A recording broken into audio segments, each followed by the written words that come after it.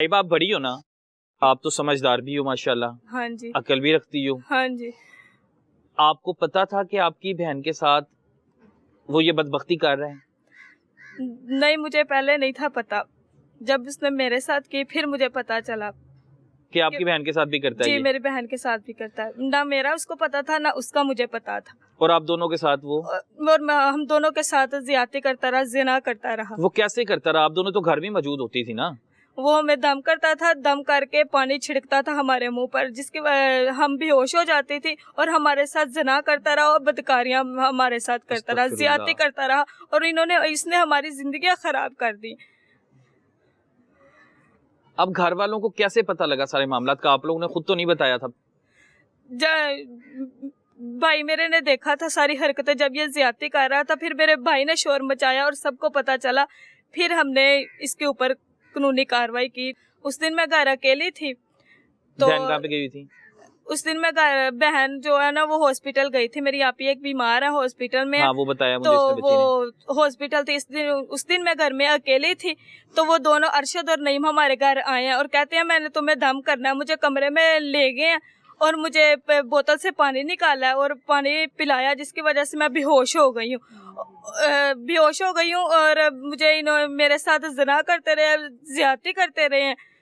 और जब मुझे थोड़ा होश आया तो नईम ने पिस्टल निकाला और मुझे डराया, धमकाया और उसने कहा कि तुम खामोश रहो, अगर तुम बोली तो मैं तुम्हें जान से मार दूंगा और तुम्हें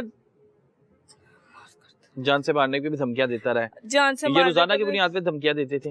ये जब भी हमारे साथ ज्यादती करता था, जब हम बताने की कोशिश करते थे अपने माँ बाप को, तो ये कहता था कि किसी को बताना नहीं है, जब भी आपने बताया तो हम दोनों आपके बहन भाइयों को, आपको सबको मार देना है हमने। भाई छोटा है जिसने ये सारा वकूआ देखा? जी भाई छोटा है, 10 साल का है। उसने वालिदैन को बताया फिर? जी उसने पापा को बताया, मामा को बताया। और फिर सारी कहानी जो है आपने अपने मामा पापा को बताई, मामू को बताई। तो बेटा आपने इस दौरान ये नहीं सोचा कि हम लोग इस पे इतना एतमाद करते हैं, हमें अपनी बेटी कहते हैं, इतना इसने एतबार बनाया हुआ था। तो कहता था कि ये मेरी बाजी है, ये मेरी बेटियां, ये मेरी बेटियों की तरह है, ये मेरी पोतियों की तरह। अगर मैं आपसे करूं, मैं अपनी पोतियों से करूं, अपनी बेटियों से करूं। इसलिए एक खास पैगाम कोई देना चाहोगे बेटा कि वो लोग जो आलमों पे एतमाद करते हैं और पीरों को घर में आने की इजाजत देती हैं? कई खवातीन है ना, कई खवातीन हैं जो अपनी सास पे भी दम दरूद करवाने पहुंच जाती हैं, अपनी माओ पर भी करवाने चले जाती हैं, अपनी सास पर, अपनी बहनों पर, नंदों पर, अपने शोहर को काबू करने के लिए जाली आमलों के बारे में। यही दरख्वास्त है कि ये ऐसे पीरों को मार देना चाहिए और ऐसे दरिंदों को मार देना चाहिए। इन्होंने हम बड़ी ज्यादती की है, औरों की जिंदगियां भी इसने खराब की हैं और उन्हें बचाने के लिए हम इधर मीडिया पर आए हैं कि औरों की जिंदगियां ना खराब हो। हमारी तो जिंदगियां खराब हो गई हैं, हम तो जैसे भी हैं अब हम जी रहे हैं। लेकिन हमें वजीर आला मरियम नवाज से दरख्वास्त है कि ये हमें किसी से इंसाफ नहीं मिला। हम इसलिए मीडिया पर आए हैं कि मरियम नवाज जरूर हमें इंसाफ दिलाएगी और जरूर हमें इधर से इंसाफ मिलेगा। क्या हुलिया क्या था पीर साहब का, जो पीर साहब अपने आप को बनाते थे जाली? मैं तो जाली हमें लगाऊंगा।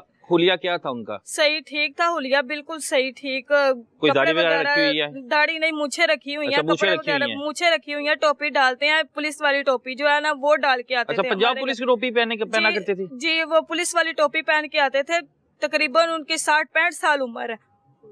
और अपने आपको नेक जाहिर करते थे? जी अपने आपको नेक जाहिर करते थे कि मैं नेक हूँ, मैं शरीफ हूँ, मैं ऐसे काम नहीं करता। और आपके वालिदैन जो हैं अंधा एतमाद करते थे उन पर? जी बिल्कुल उन पर अंधा एतमाद करते थे कि वो जैसे कहता था बिल्कुल वो वैसे ही होता था। जो पीर साहब ने कहा वालिदैन ने वही करना है? जी वही। वालिदैन की अपनी मर्जी इसमें नहीं होती थी और वालिदैन को नहीं पता कि उनकी इस गलती की वजह से इन बच्चियों की जिंदगियां भी बर्बाद हुई हैं कि अगर ना घर में घुसने दिया जाता तो आज ये बच्चियां जिस ज़हनी अजियत से गुजर रही हैं इस ज़हनी अजियत से ना गुजरती। माँ जी ठीक हो? जी। तबीयत ठीक है? जी ठीक है। कहंजे वाड़ लिया घर तुसी? बस गलती हो गई है किसी की। शैतान तुसी आप आ रहा, दरवाजा आप खोल लिया शैतान दे। बस उसने तबार ही इतना बना लिया था। यही कहता था कि बाजी मैंने इस घर का नमक खाया है, मैं इस घर का नमक खा के हराम यकीन नहीं करूँगा। अगर मैं करूँ तो मुझे कब्र नसीब ना हो, खफन नसीब ना हो। अगर मैं करूँ तो मेरा कोड़ किल्ली जैसा चेहरा बन जाए। इसी तरह बातें करता था। तो मैं एक दिन कहती थी कि रोज़ ही इसी तरह कहता है कि मुझे कब्र नसीब ना हो, मुझे खफन नसीब ना। वो सामने कुरान पाक पढ़ा हुआ है, मुझे उसकी मार वगे अगर मैं इस घर के लिए बुरा सोचूं। वो ऐसे कहता रहा, ये मेरी बेटी है, लैबा बेटी इधर आओ, बेटा इधर आओ, माँ बेटा इधर आओ, मेरे पास बैठो। ऐसे और ये उस दौरान बच्चों के साथ ज्यादती करता था तो और आपके सामने बेटा बेटा कहता था तो उनको भी बेटी कहता था। तो मैं बस मेरा इतबार बन गया, मेरे से गलती होगी। मैं तो ज़्यादा हॉस्पिटल में ही रहती थी। अगर मैं घर में होती तो मुझे कोई शक वगैरह हो जाता, लेकिन अभी भी मैं हॉस्पिटल से ही आई हूँ और हॉस्पिटल ही मैंने जाना है। कभी 1 घंटे के 2 घंटे के लिए आ जाती थी, घर से कपड़े दबा के ले जाती थी या खाना पकवा के ले जाती थी। मुझे 3-4 माह हो गए मैं हॉस्पिटल में ही ज़्यादा, उसका शौहर और मैं रहते हैं। अच्छा, पीर साहब जो हैं, पीर साहब का बच्चों ने जिस तरह का हुलिया बताया, मैंने तस्वीर भी देखी, पीर साहब का कोई हुलिया तो पीरों वाला है ही नहीं। नहीं, वो पीरों वाला नहीं, वो तो ऐसे लग रहा है जैसे कोई अमीर आदमी है, कोई जालसाज है, फ्रॉडिया शक्ल से उसके पता लग रहा है। और आपने अंधा एतमाद करके उसे पीर मान के उसको घर में आस्ताना भी बना के दिया हुआ है। आस्ताना भी बना के दिया ना आपने? हाँ जी, उसने कहा कि यहाँ 4 चिराग थे और जानमाज बिछाई थी। और एक काले इल्म वाला था चिराग, वो भी कहता था कि जुमेरात को बालना है, इतवार को बालना है। आपको ये चीज बताई हुई थी कि काले इल्म का? हाँ, उन्होंने कहा था, नाम लिखे हुए थे, ये सारे कॉपी पे भी नाम लिखे, चिराग के अंदर भी नाम लिखे हुए हैं। कौन सी कॉपी? ये वाली कॉपी है, इसके ऊपर भी मेरी बेटियों के नाम लिखे हैं। वो जो चिराग बालता था उसमें भी लैबा। नहीं, मुझे बात शुरू से बताएं। आपके घर जो आस्ताना उसने बनाया हुआ है जी, उसने आपको ये चीज बताई हुई थी कि यहाँ पर मैं काला इल्म भी करता हूँ? उसने कहा था कि ये वाला इतवार को बालना है और ये वाला मंगल को बालना है। माइक थोड़ा सा ऊपर कर ले।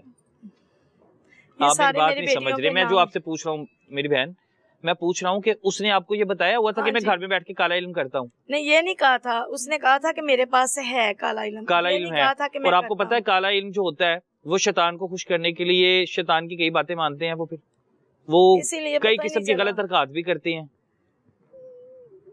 बस इस चीज का कोई इल्म नहीं था आपको? नहीं, पता ही नहीं चला हमें। यकीन ही उसने इतना बना लिया। बेटा इतना अंधा एतमाद क्यों किया उस पे? उस पीर पे इतना अंधा एतमाद क्यों था? इतना यकीन क्यों नहीं था? अपने खामद पे आप उतना यकीन नहीं कर रही, अपनी बच्चियों पे उतना यकीन नहीं कर रही आप जितना उस पे बाबे पे एक जाली अमल पे यकीन कर रहे थे। बस गलती हो गई है। उसने यकीन ही इतना बनाया कि तुम मेरी बाजी हो, तुम मेरी बहन हो, ये मेरी बेटियां हैं। जैसी मेरी किरण वैसी ये माहम, जैसी मेरी आशा वैसी ये लैबा। और अगर मैं इनके साथ बुरा करूं तो मैं आशा के साथ करूं और मैं किरण के साथ करूं। आपको नहीं लगता कि अगर आपने उसे घर में ना घुसने दिया होता तो आपकी बच्चियों की इज्जत महफूज होती? आज वो कहीं पे पढ़ रही होती, कुछ बनना चाहती होती तो बन जाती। इनकी जितनी इतनी बर्बाद हुई है, हम मीडिया पे आए हैं, ये सब देख रहे हैं और हम क्या करें। जिस दिन का हमें पता चला है हम रात को सोते नहीं हैं, ठीक से खाना भी नहीं खाते। बच्चियाँ भी बड़ी परेशान हैं। मरियम नवाज़ के पास इसलिए आए हैं हम। मरियम नवाज़ से दरख्वास्त है कि हमें इंसाफ दिलाया जाए।